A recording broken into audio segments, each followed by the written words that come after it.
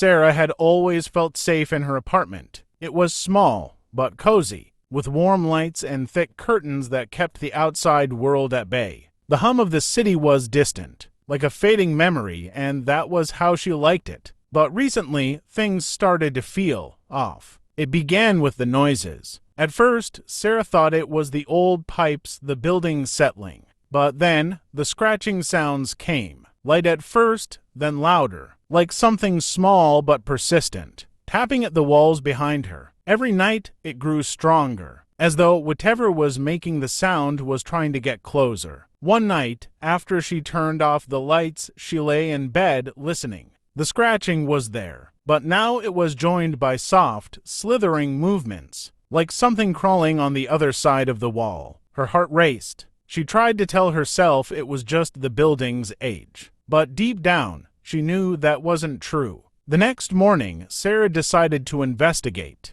She found a small crack in the wall near the kitchen. It wasn't big, just enough for something thin to slip through. She pressed her ear against it. The sounds were clearer now, breathing, faint and ragged, like something was waiting on the other side. That night, she couldn't sleep. The creature behind the wall was awake. She could hear it pacing, dragging itself, as if it was hunting. Sarah's fear was suffocating. She called maintenance, but they said they'd send someone the next day. They thought she was overreacting. After all, it was just an old building. But Sarah knew better. The scratching had stopped, replaced by a low, rhythmic thud. It was getting closer. Every few minutes, it grew louder. She crawled out of bed and grabbed her phone. When she pointed it at the crack, the screen flickered. Then, a shape appeared in the darkness of the wall long. Thin limbs stretching out toward her, like fingers reaching through the crack. Her breath caught in her throat. She tried to scream, but nothing came out.